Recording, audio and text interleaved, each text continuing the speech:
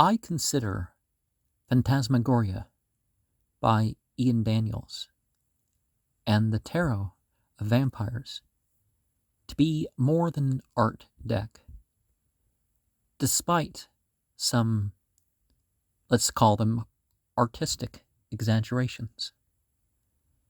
It's very influenced by Thelema, and instead of wands, you have scepters. Instead of cups, you have grails. Instead of swords, you have knives. Instead of pentacles or discs, you have skulls. And I've shared my poems in that playlist. And I've also shared the poems with who they were originally directed towards. And as one could see from my comments on those in the form of poems and prose, that even from the beginning, it seemed that I would get more learning-wise and ritual-wise from this than any of the other vampire tarots that I saw out there. So, starting with the Trumps. This isn't the name on the cards, by the way. This is a title given to it. And I did alter some of these meanings and titles a little bit, but it keeps the meanings, just not per se the words. The spirit of the everlasting is the space of projection. The magus of power is the harnesser of energy. The priestess of the silver star is interpretation. The daughter of the mighty one is emotion. Son of the morning, without the U for morning, and a U for sun, the material. The magus of the eternal, establishment. The children of the voice, predator and prey. The lord of the triumph of life, letting go towards attainment. The daughter of the Lord of truth, assessing the situation. The prophet of the eternal, enlightenment. The Lord of the forces of life, spiritualized and polarized elements. The daughter of the flaming sword, composure. The spirit of the mighty waters, rootwork. The child of the great transformation, freed. The daughter of reconciliation, reflected in the other.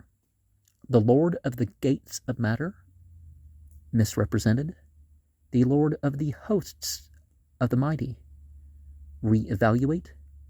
The dweller between the waters, unfolding. Grandchild of the mighty, descent. The lord of the fire of the world, ascent. Primal fire, new age. The great one of the night of time,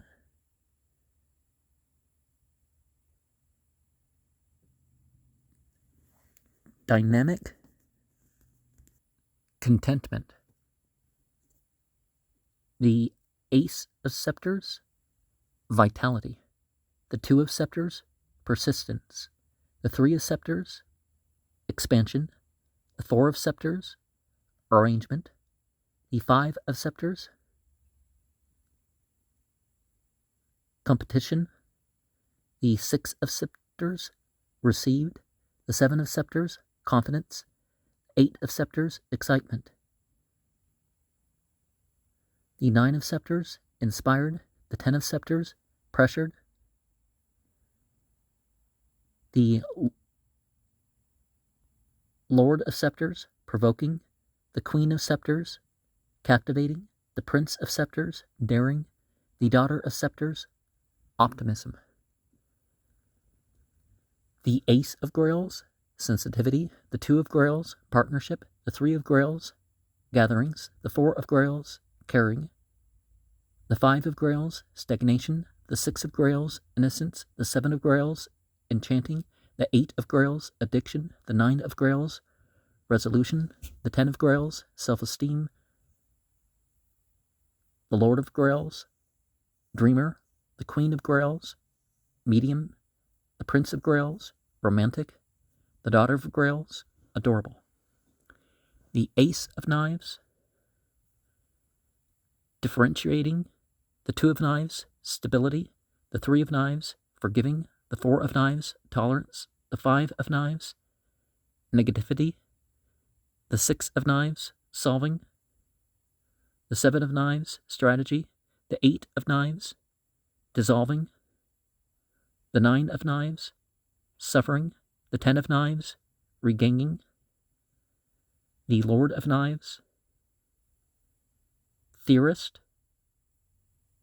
And not in that weird way that they say on the Ancient Alien show, Ancient Alien theorist, like the guy who's narrating doesn't believe it, right? Queen of Knives, mediator. Prince of Knives, questioner. Daughter of Knives, revolutionary. Ace of Skulls, physical manifestation. 2 of Skulls, duality. 3 of Skulls, attaching meaning.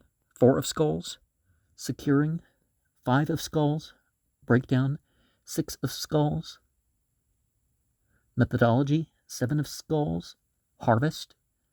8 of Skulls, developing. 9 of Skulls, satisfaction. 10 of Skulls, actualization. Lord of Skulls, decider. Queen of Skulls, nurturer. Prince of Skulls, purpose-driven. Daughter of Skulls, potential.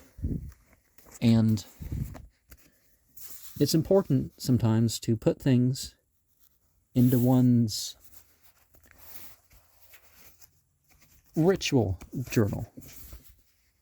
And I don't just mean accounts of your practices, your dreams and extraordinary experiences at the least. Sometimes it's like, well, I've seen gemstones in my horizons before. I don't need to write down it every time. And it's like, yeah. And if you have a routine of ritual, you don't need to write down that you've done a pentagram right or a hexagram right or whatever every single time you do it. Perhaps if you say that you have a ritual and you're, done that ritual. For each of the 78 cards, we have alchemy, we have, which is titles for that. We have kindred spirits. I mean, they could have listed the Goetia for balance and stuff, right? Now, the alchemy is the paths, and the essence is the names. Then we have a section for a message. We have analysis and symbolism. And we have shadow. I guess that's reversed meanings. There's going at things for a new perspective and in a way that, gets you to think of real answers. There's using readings to form openings. And then there's looking at influences and, ability causeways. The blood. You might want to see where things are in time, what the past indicates about the future. And we don't per se have to be soothsaying or anything like that to do that. why reserve the free association to the psychologist, right? More or less, this book opens with a quote from the Necronomicon, which is, of course, a grimoire of no grimoire, because it's referenced in H.P. Lovecraft's books, but he doesn't really release one, right? I mean, people have represented that and jumbled together Akkadian, Sumerian, pre-Quranic, Arabic ritual magic in a way that indicates that they didn't really grasp the language or the mythology completely of any of them, but puts forward a possible mythology, because let's not forget that mythological systems are very rarely the only system available in whatever culture. And of course, we have combinations of the astrological, of the Kabbalistic, of the general themes of the cards lining up, but it doesn't seem to be Age of Aquarius.